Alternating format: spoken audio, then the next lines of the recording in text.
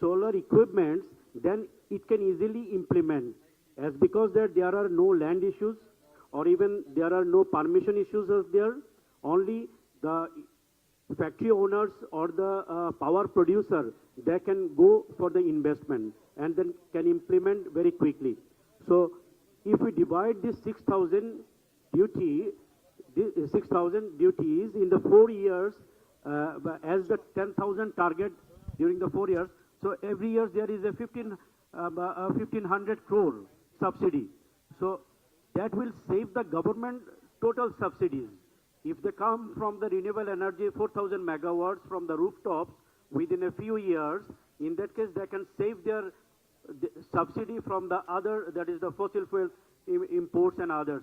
So that is the one part. The second part is the rooftop. The second part is the ground-mounted solar projects. The ground-mounted solar project, it will take time, and also there is a land issue and the investment security issue and also the tariff matters. There is another opportunity in this ground-mounted, that is which interim government have already, that is the format, that is the merchant power plant policy.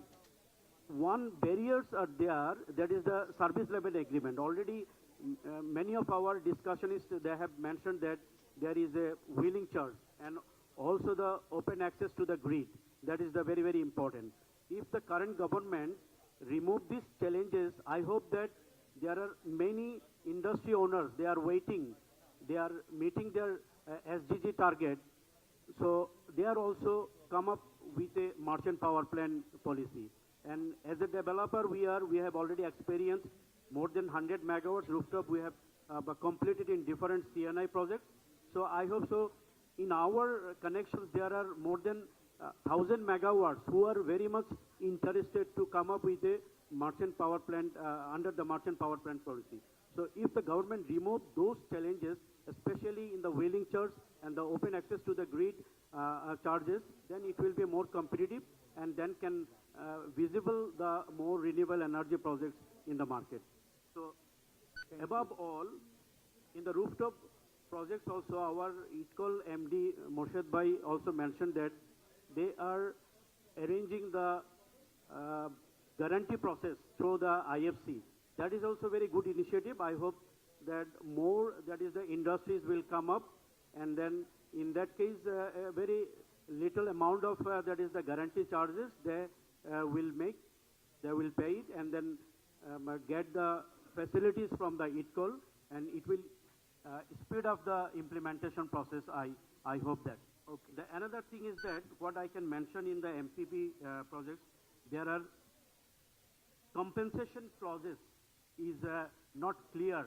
That is the cardinal compensation project. Because if I have a power plant and it is running or even new plant, if the grid constraint, due to the grid constraint, cannot dispose the power, in that case, if I do not have any, that is the curtailment, that is the compensation right policy, clear policy, then what we will do? The lenders or the investors, they will fall in a financial risk. So it is a very, very important to address these things. And in that case, then it will be more faster, the investors or the landlords initiatives. And they will confident more than in the investments in this area. Another one is that the future changes of laws and also the foreign currency, that is the risk there are. So if there is any specific compensation due to the changes laws or in the exchange risk meet the challenges, then will be more bankable the projects. Okay. So that they will see the future investment will be the good, and the lenders and the investors will come over here. Thank you, Mr. Masood. Yeah. So thank you very much for giving me a chance. I think Mr. Masood has provided very specific recommendations how to make bankable projects that could actually encourage investors to invest in the renewable energy sector. Thank you, Mr. Masood. We have two panelists in hand. I think before I like to request Mr. Rajiv. Mr. Rajiv, may I now request Dr. Amina Khatun first, partner Doula and Doula, to briefly intervene?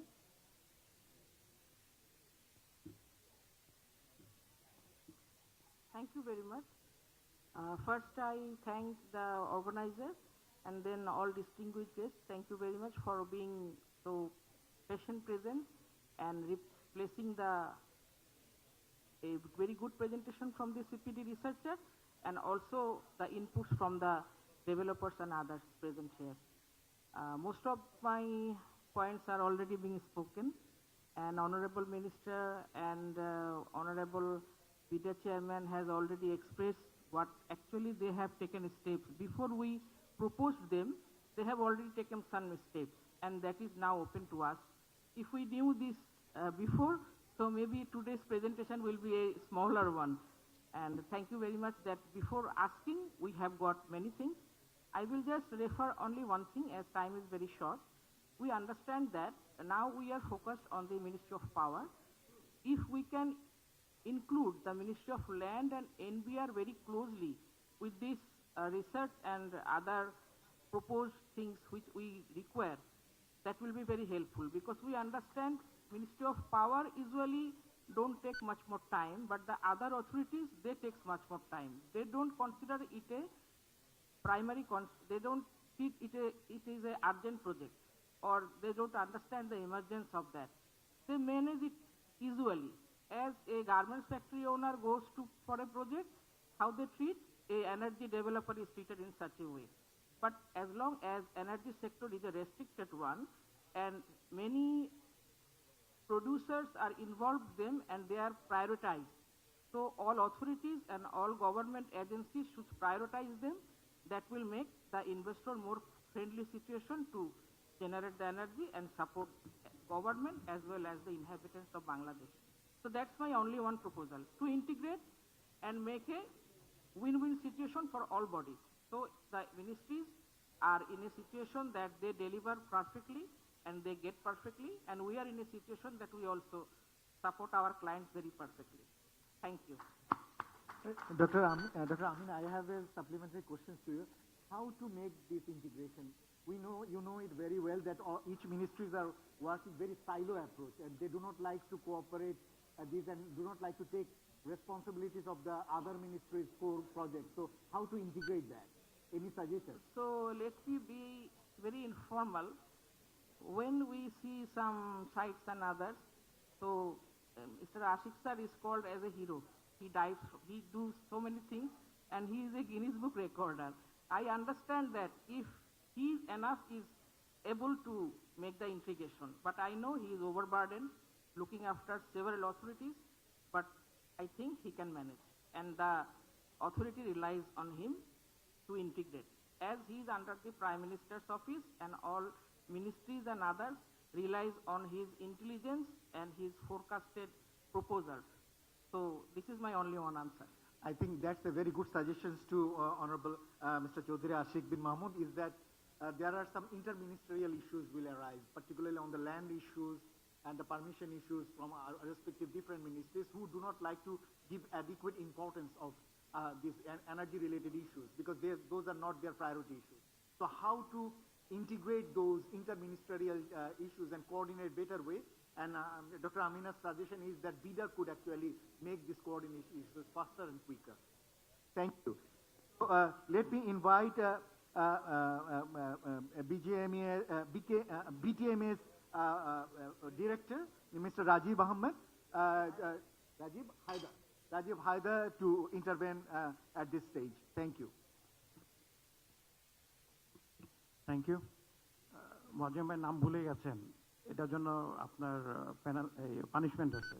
Anyway আমি একটু আমার বাংলাতেই বলছি, BIDA chairman স্যারকে একটু বলবো আমাদের কথাটা যদি if you can pay some attention on this.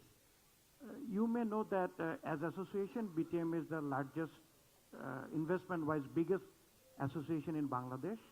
In textile sector, our investment is almost $23 billion. And in terms of power consumption, we are the largest one in Bangladesh. So we do have some observations. So maybe some of the observations will be directly related to the topic of this. and some of our general observations that I am instructed to share in this very occasion. Amra captive, we consumed almost 3,000 megawatt. Amader captive power generation capacity, if you consider, is the highest in Bangladesh. And also in the industrial gas, we are the highest gas consumer. বাংলাদেশের energy সিকিউরিটিতে এখন আপনি যদি ভয়াবহ চিত্রটা দেখেন, we are very much alarmed. After 6 months to 1 year, can we really run our factories? In my first page, I will just take 2 minutes to give some things to think, and then the second part I will be specific on some issues on solar. On 2015-16, our internal gas consumption was 2,200 mmCFD, the gas that we extracted from our national wells. And on 14th of April, this internal gas production is only 1672, মানে 1672 mmCFD. Almost 27% of our gas production reduced in last 8 years. এই depression রেটটা এত ভয়াবহ যে এটা পেট্রোবাংলা থেকে predict করা হচ্ছে যে after 2030 or 31 there will be no internal gas production if the demand of gas continues like this. So energy security তে যে assurance of energy এখানে কিন্তু আমরা খুব vulnerable situation এ আছি. So if the depletion of internal gas production goes like this, then I don't know what is going to be happen in 2030 2031. And our internal gas production is dependent on a single well, that is Bibiana. Bibiana, if fails tomorrow for any workhauling or overhauling, then the whole country will be blacked out, and we don't have any redundancy plan to activate power. So this is the energy situation of Bangladesh, how vulnerable we are. And আজকেও আমাদের সেক্টরে 30% of our capacity is unutilized due to the gas supply. So in this context, when you think of solar, yes, that's a solution, but it's not give you the immediate solution. We have to go for solar for our long-term solution. But what is the immediate remedy? The government, BIDA, has to act on it rigorously in next 6 months to 1 year. We need one FSRU immediately. Without the increased energy supply in our national grid, all the industries, all the power generation might be at risk in next 1 year. So FSRUটা cancel করে দেওয়া হয়েছিল. So there are many options. We can buy a full assembled FSRU. We can think of a land-based FSRU, but we need another 1,000 mmCFD supply in our national grid immediately.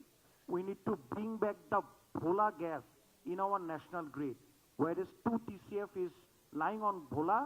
আমরা ভোলার gas আনছি না, আমরা import এলএনজির দিকে যাচ্ছি. So LNG dependent কিন্তু এই দেশ হতে পারবে না. We cannot make our energy policies depending on a strategy of LNG import. In long run, LNG import করে দেশে আমরা সাস্টেইনেবল হতে পারবো না. তো এই কারণেই কিন্তু সোলারের ইস্যুটা আজকে আমাদের সামনে এসেছে. দেখেন আমরা কত বিশেষ সাইকেলের ভিতরে পড়েছি. 28,000 মেগাওয়াট আমাদের ইনস্টল ক্যাপাসিটি, প্রোডাকশন করতে পারি 15,000 16,000 মেগাওয়াট, গ্যাস সাপ্লাই নাই, আর বাকি যে ক্যাপাসিটিটা অলস পড়ে আছে ওটার ক্যাপাসিটি চার্জ আমরা দিচ্ছি. তো এই যে একটা বিশেষ সাইকেলের ভিতরে এনার্জি সেক্টরটা পড়েছে, is very tough to come out from this sector, from this circle. So government has to think rigorously. We need immediate increase of our gas supply.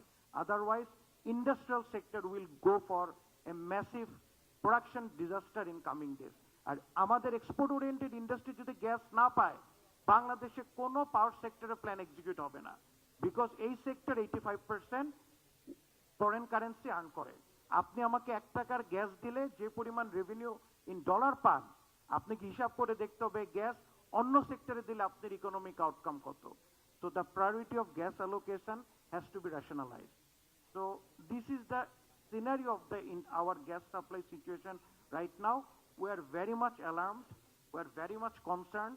So I will ask government to immediately act on this. Second, for solar.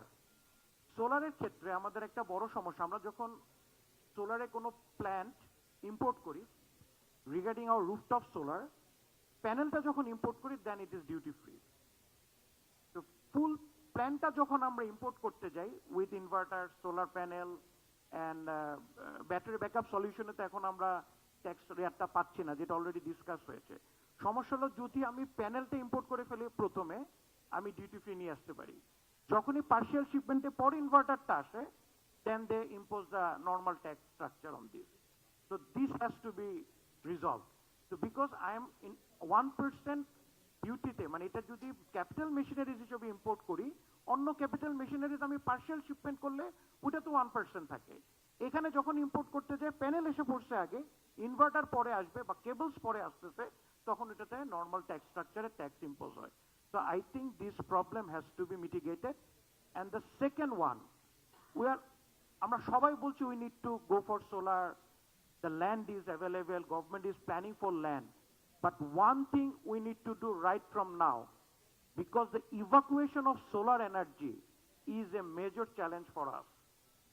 Solar প্ল্যান্টগুলো কোথায় হচ্ছে আপনারা দেখেন, আজকে যদি আপনারা তালিকাটা বের করে দেখেন, রংপুরে হোক, কুড়িগ্রামে হোক, যেখানে হোক, I am quite sure 50% of the জায়গায় আপনারা দেখবেন যেখানে কোনো ন্যাশনাল গ্রিডের সেই ইভাকুয়েশনের স্ট্রাকচার নাই।